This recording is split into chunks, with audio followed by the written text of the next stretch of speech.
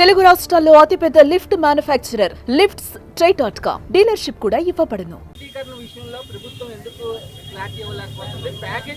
స్వామి ఒక్క నిమిషం ఇంకెన్నిసార్లు చెప్పాలి స్వామి? ఐఎమ్ సారీ, ఒక్క నిమిషం. చంద్రబాబు నాయుడు గారు చెప్పారు, కుమారస్వామి గారు చెప్పారు, నేను చెప్పా, ఇంకెంతమంది చెప్పాలి స్వామి? ఇంకెంత హామీ ఇవ్వాలి? అరే ప్రైవేటీకరణ జరగదని చెప్తే మళ్ళీ ఇంకా డౌట్ ఏంటి స్వామి? ఒక్క నిమిషం, మీరు ఏ మీడియా స్వామి? ఒక్క నిమిషం, మీరు కొంచెం చదవాలి స్వామి. ప్రైవేటీకరణ జరగదని చెప్పిన తర్వాత ఇంకేం డౌట్ స్వామి? నేను స్ట్రైట్ క్వశ్చన్ మిమ్మల్ని అడుగుతున్నా. ప్రైవేటీకరణ జరగదని నేను హామీ ఇచ్చా, నిధులు తీసుకొచ్చాం, క్యాపిటేషన్ చేసాం, ఇంకేం హామీ ఇవ్వాలి నీకు? బాండ్ పేపర్ రాసి వాళ్ళ? ఒక నిమిషం, బాండ్ పేపర్ రాసి వాళ్ళ నీకు? అరే అందరు జగన్ లాగా ఉండరు, గుర్తుపెట్టుకో. ఏం స్వామి మీరు కూడా అటు మాడితే?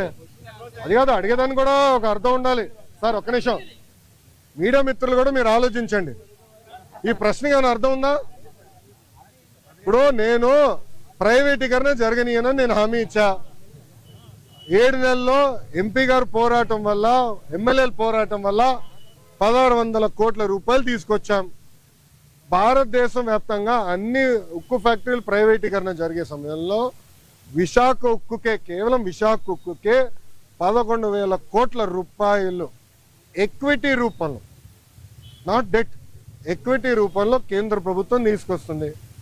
రాష్ట్ర ప్రభుత్వం కూడా సుమారుగా 2,000 పైచిలుక కోట్ల రూపాయలు ఎక్విటీ రూపంలో తీసుకొస్తుంది. మళ్ళీ ప్రైవేటీకరణ అడుగుతాడు. నాకే అర్థం అవుతుంది, నీకు ఎట్ట సమాధానం చెప్పాలి రప్ప? మీరే చెప్పండి, నాకు అర్థం. ఒక నిమిషం, నేను చాలా స్పష్టంగా దీని గురించి చెప్పదలుచుకున్నా.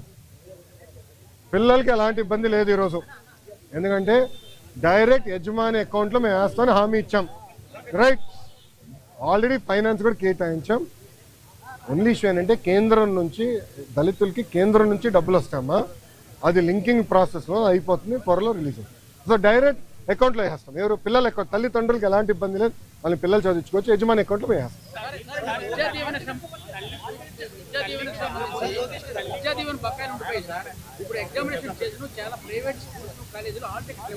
ఒక్క నిమిషం, ఎవరు ఇవ్వట్లేదు నాకు చెప్పండి, కఠినంగా యాక్షన్ తీసుకుంటా. ఒక్క నిమిషం, నేను యాక్షన్ తీసుకుంటా. ఒక్క నిమిషం, నేను యాక్షన్ తీసుకుంటా. ఒక్క నిమిషం అమ్మా, నేను పూర్తి చేయనండి. సార్ ఆగండి సార్, సార్ మీరు వినండి.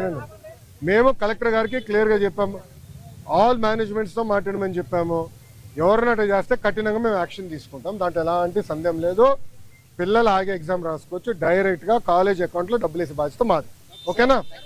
ఇప్పుడు ఒక నిమిషం, గత ప్రభుత్వం, ఒక నిమిషం చప్పట్లు కొట్టే మనలో, గత ప్రభుత్వం సుమారుగా 3,000 కోట్ల రూపాయలు బకాయిలు పెట్టిపోయింది.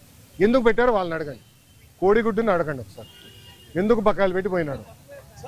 3,000 కోట్ల రూపాయలు మేము కట్టాల్సిన అవసరం, కడతాం, టైం పడుతుంది.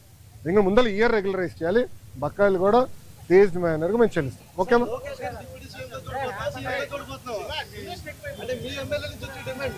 తెలుగుదేశం పార్టీ కార్యకర్తగా చూస్తున్నాను అంతే, నాకు అవసరం లేదు అనా. ఒక్క నిమిషం, చంద్రబాబు నాయుడు గారు నాకు ఏ బాధ్యత ఇచ్చినా ఆహర్నిశలు నేను కష్టపడతా, పని చేస్తా, పార్టీని బలోపేతం చేస్తా.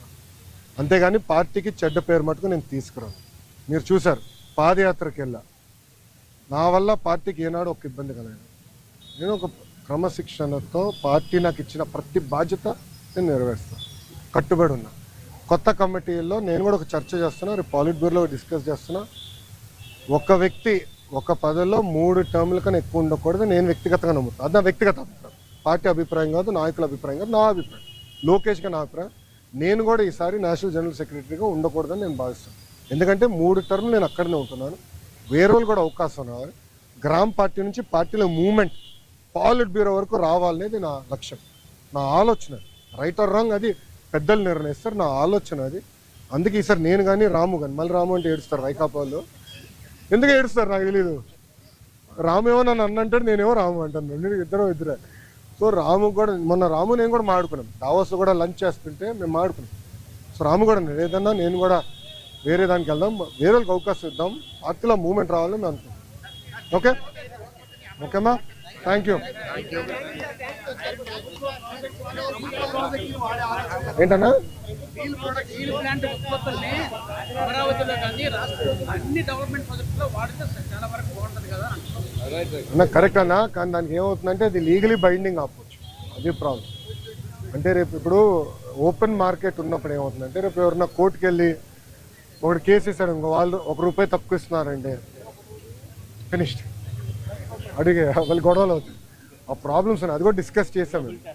అది టెండర్ ప్రాసెస్ ఫాలో అయిపోతే మళ్ళీ అందరూ ఇబ్బంది పడతాం. ఓకేనా, హ్యాపీనా, ఆల్ క్వశ్చన్ ఆన్సర్. సుమన్ టీవీలో మీ పర్సనల్ అండ్ బిజినెస్ ప్రమోషన్స్ కోసం కింది నెంబర్కి కాంటాక్ట్ చేయండి.